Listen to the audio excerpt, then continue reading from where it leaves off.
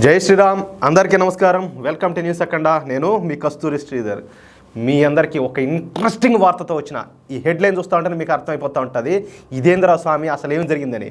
కాబట్టి జాగ్రత్తగా ప్రతి ఒక్కరేనండి. ఒక జబర్దస్త్ న్యూస్ తోటి వచ్చిన ప్లీజ్. అయోధ్యలోని రామ జన్మభూమిలో నిర్మించినటువంటి అక్రమ కట్టడం అయిన బాబ్రీ మసీదును తొలగించిన తర్వాతే అక్కడ భవ్యమైన దివ్యమైన రామ మందిర నిర్మాణం జరిగిన సంగతి మనకందరికి కూడా తెలిసిందే. ఈ క్రమంలో బాబ్రీ మసీదుకు బదులుగా ముస్లింలకు 5 ఎకరాల స్థలాన్ని అయితే కేటాయించాలని చెప్పేసి సుప్రీంకోర్టు తీర్పునిచ్చింది.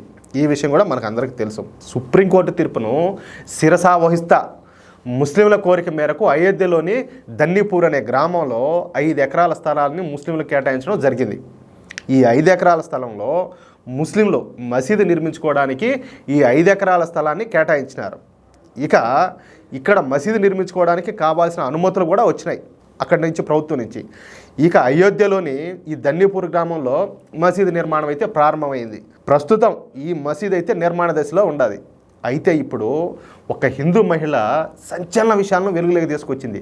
అదేందయ్యా అంటే ఆ పేరు రాణి పంజాబీ.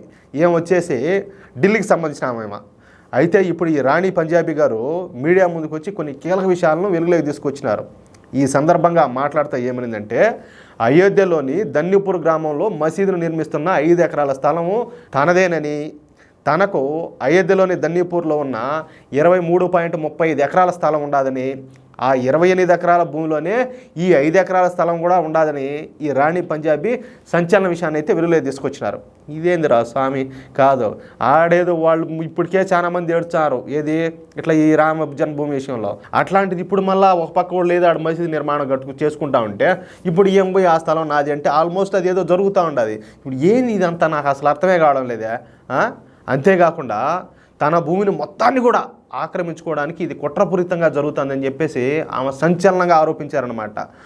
ఆరోపించడమే కాకుండా ఆ 28.35 ఎకరాల స్థలానికి సంబంధించిన అన్ని డాక్యుమెంట్లు కూడా పక్కాగా ఆమె చూపించడం ఇక్కడ గమనార్హం. అంతేకాకుండా తాను ఈ విషయంపై ఆడిహిడికి కాదు నేరుగా సుప్రీంకోర్టుకు పోతానని, ఈ కేసును సుప్రీంకోర్టులోనే తేల్చుకుంటానని చెప్పేసి ఈ రాణి పంజాబ్ అయితే స్పష్టంగా చెప్పింది. అదయ్యా విషయమా? ఇప్పుడు ఏడలేని అడ్డమైన కేసులు తీసుకుంటా ఉంటారు కదా ఈ సుప్రీంకోర్టు వాళ్ళ, పని పాఠ లేనట్ట, ఇంకేం పని పాఠ లేనట్ట. ఇప్పుడు ఈ కేసును తీసుకుంటారో లేదో, తీసుకుంటే ఏమని తీర్పులు ఇచ్చారో ఇంకా చూడాలా. ఒకళ్ళు ఏంటంటే ఆమె డాక్యుమెంట్లు అన్నీ చూపించా ఉండే, అంటే డాక్యుమెంట్లు ఉన్నట్టు. ఇది ఏంది, ఎందుకు జరిగింది ఈ మాదిరా? సరే డాక్యుమెంట్లు ఆమెకి నేను ఆమెకేదైనా నష్టపరిహారం కట్టిమంటారా, లేకపోతే నిర్మాణం ఆపేయమంటారా, లేకపోతే ఏం చెప్తారనేది ఇక్కడ కీలకమైన విషయం అనమాట. ఇంకేం జరుగుతుందో మనం వెయిట్ చేయాలా. మొత్తానికైతే పాపం ఇది వాళ్ళకి దెబ్బే ఆ అవతల వాళ్ళకైతే అంతే కదా, వాస్తవే కదా. అది ఈ వీడియోపై మీ యొక్క అమూల్యమైన అభిప్రాయాలను దయచేసి ప్రతి ఒక్కరు కూడా ఖచ్చితంగా కామెంట్ రూపంలో తెలియజేయాలని చెప్పి కోరుకుంటూ, అలాగే ఈ వీడియో నచ్చితే దయచేసి మన వీడియోను లైక్ చేయడంతో పాటు మీకు వీలైనంత మంది మిత్రులకు అలాగే వివిధ గ్రూపులను షేర్ చేయాలని మిమ్మల్ని అందరినీ పేరున అందరినీ కూడా కోరుకుంటా ఉన్నా.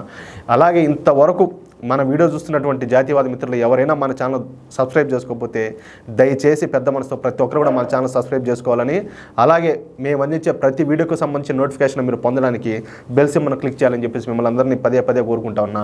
జై శ్రీరామ్.